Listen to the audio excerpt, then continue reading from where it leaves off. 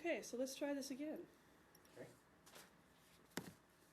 5, 4, 3, 2, 1. Welcome to the nuts and bolts of teaching Reiki. In this class, we're going to talk about actually how do you create your own Reiki business.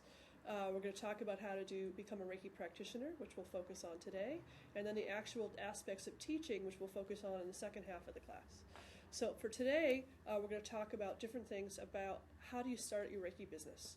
It is one, now that you've become a bright and shiny Reiki practitioner, what do you actually need to know to be able to actually make this a actual useful thing?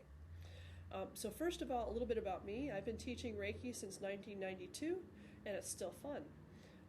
Mostly I am teaching at this point, but I have done this more as a Reiki practice from time to time, and I've stayed in touch with other people that work on the Reiki practice end, so we can talk about both things. Most Reiki people will start out doing a practitioner practice where they're doing sessions, and then later move on to teaching.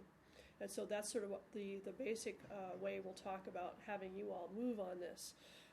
So teaching has been the most fun thing I could possibly do. I find that Reiki tends to be a great paying hobby or a so-so career. But, some of us just have to do it anyways. So anyways, I find that Reiki as a practice has been really wonderful. It's very fulfilling. It's wonderful to be able to make a difference in other people's lives. And the teaching has been great because then you actually teach other people to be able to take this wonderful gift and spread it further and be able to do more and more amazing things with it. And so Reiki, I think, is something that everybody on the planet should learn. I would like to see some people become professional Reiki practitioners, and a lot of people just do this for their own family and friends and other people in their environment. But when you're in this class, we're going to talk about what it takes if you've decided to make that step between doing this privately just for your own family and friends and trying to do it for a wider audience.